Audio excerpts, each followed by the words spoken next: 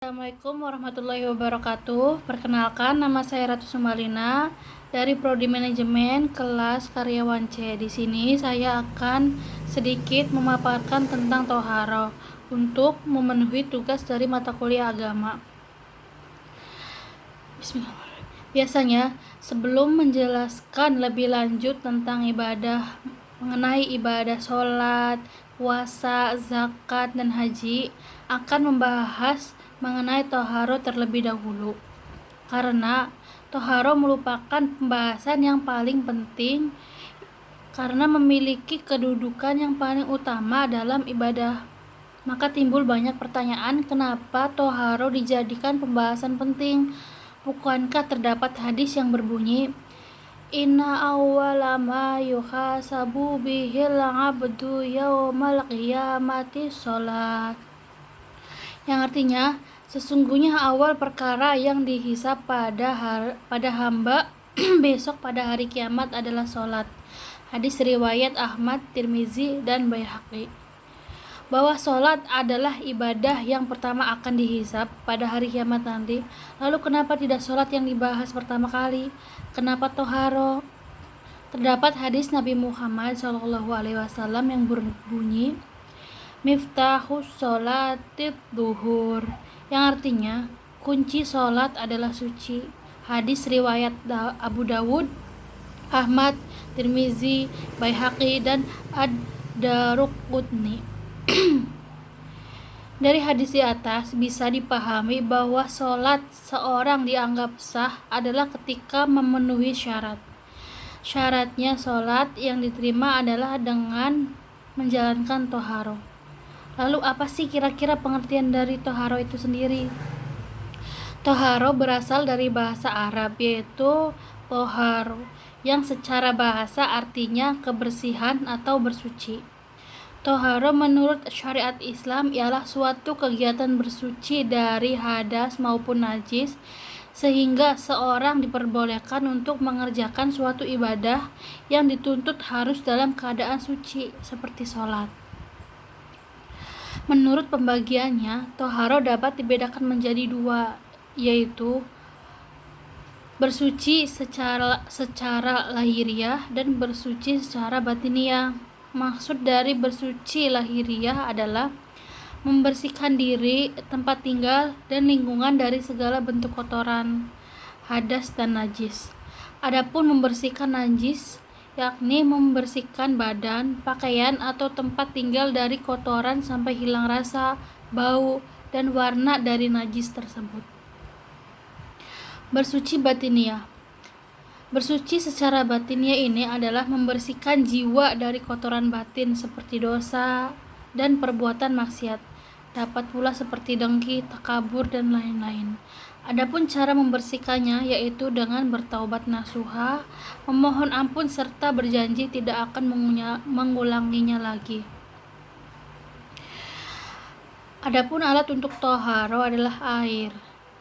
Tetapi Allah Subhanahu wa Ta'ala tidak pernah menyulitkan hamba-Nya dalam melakukan ibadah. Sama halnya seperti bersuci. Apabila kita tidak bisa menggunakan air, kita diperbolehkan menggunakan tanah, batu, kayu, dan benda padat lain yang suci untuk menggantikan air. Dalam bersuci dengan air pun kita harus memperhatikan airnya. Adapun air yang dapat digunakan untuk bersuci adalah air mutlak, yaitu air yang suci dan mensucikan, seperti air hujan, air sumur, air laut, air sungai, air danau, air salju, dan air embun. Dalam surat Al-Anfal ayat 11, Allah Subhanahu wa Ta'ala berfirman, Ingatlah, ketika Allah menjadikan kamu mengantuk sebagai suatu penentraman daripadanya, dan Allah menurunkan kepadamu hujan dari langit untuk mensucikan kamu dengan hujan itu, dan menghilangkan dari kamu gangguan-gangguan setan, dan untuk menguatkan hatimu dan memperteguh dengannya telapak kakimu. Namun ada juga air yang suci tapi tidak dapat mensucikan, seperti air kopi, air teh, air kelapa, dan lain-lain. Air-air tersebut halal, namun untuk diminum, tapi tidak untuk digunakan bersuci. Lalu air musyammas, yakni air yang terjemur oleh matahari dalam bejana. Air ini makruh untuk digunakan bersuci. Selanjutnya air mustakmal, yaitu air yang sudah digunakan untuk bersuci. Air ini tidak boleh digunakan untuk bersuci walaupun tidak berubah rasa, bau maupun warnanya. Selanjutnya air mutanajis, yaitu air yang sudah terkena najis, baik yang sudah berubah rasa, warna, dan baunya, maupun yang tidak berubah dalam jumlah yang sedikit, yaitu kurang dari 270 liter menurut ulama. Jenis toharo: toharo dari najis dan toharo dari hadas. Bertoharo dari benda najis itu artinya bagaimana tata cara yang benar sesuai dengan ketentuan syariat untuk bersuci dari benda-benda najis yang terkena, baik pada badan, pakaian, atau tempat ibadah. Jenis najis sendiri berbagai kriteria. Yang paling umum adalah najis berdasarkan tingkat kesulitan dalam mensucikannya, yaitu najis berat, sedang, dan ringan. Najis ringan atau najis mukhafafah adalah najis yang secara mensucikannya terlalu ringan, yaitu sekedar mempercikan air. Contohnya kencing anak bayi yang hanya minum ASI ibunya. Terus najis sedang atau najis mutawasito adalah najis yang umumnya kita kenal seperti hilang apabila telah dilakukan berbagai macam cara seperti mencuci dan sebagainya, sehingga ketiga indikator itu adalah warna, rasa, dan aroma. Contohnya kencing dan buang air besar. Ketiga, najis besar, najis berat atau mughalladho adalah najis yang tata cara yang dibutuhkan untuk mensucikannya terbilang cukup berat. Tidak cukup hanya hilang ketiga indikatornya saja, tetapi harus dicuci secara benar sebanyak 7 kali dengan air, di mana salah satunya harus menggunakan tanah. Contohnya jilatan anjing. Tata cara mensucikan najis ada banyak, seperti mencuci, menyiram, memercikan air, mengeringkan, memberi tambahan air yang banyak, mengelap dengan kain, termasuk juga dengan mengkeset-kesetkan ke tanah dan sebagainya.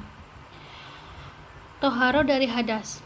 Bertoharo dari hadas adalah tata cara ritual yang didasarkan pada syariat Islam tentang bersuci dari hadas, baik hadas kecil maupun hadas besar. Jenis hadas, para ulama sepakat untuk membagi hadas menjadi dua, yaitu kecil dan besar. Hadas kecil ialah bila seorang dalam keadaan bernajis disebabkan buang hajat selama belum beristinjak, maka ia tetap dalam keadaan berhadas kecil. 2. Hadas besar ialah seorang dalam keadaan bernajis yang mewajibkan ia mandi sesudah berhadas besar, baru dinamakan ia suci dari hadas besar. Contohnya menstruasi dan berhubungan badan. Tata cara mengangkat hadas atau mensucikan diri dari hadas ada 3 macam. Pertama, dengan berwudu. Cara ini tujuan dan fungsinya untuk mensucikan diri dari hadas kecil saja. Kedua, adalah mandi janabah, berfungsi untuk mensucikan diri dari hadas besar, juga sekaligus berfungsi untuk mengangkat hadas kecil juga, sehingga seseorang yang sudah melakukan mandi janabah pada dasarnya tidak perlu lagi berwudu. Cara ketiga adalah tayamum. Cara ini hanya boleh dikerjakan tatkala tidak ada air sebagai media untuk berwudu ataupun mandi janabah. Tayamum adalah bersuci dengan menggunakan media tanah, berfungsi mensucikan diri dari hadas kecil dan juga hadas besar. Adapun dalil-dalil tentang toharo ada beberapa, dan di sini saya akan menyebutkan 2, yaitu innallaha yuhibbu tawabina wa yuhibbul thohirin, yang artinya sesungguhnya Allah menyukai orang-orang yang bertaubat dan mensucikan diri. Quran Surat Al-Baqarah ayat 222. Dan la yuqbalullahi sholata bighairi thoharo, yang artinya Allah tidak akan menerima sholat yang tidak dengan bersuci. Mungkin itu saja Pak pemaparan saya tentang toharo. Banyak sekali kekurangannya, saya minta maaf. Atas perhatiannya saya ucapkan terima kasih. Lillahi taufiq wal hidayah. Wassalamualaikum warahmatullahi wabarakatuh.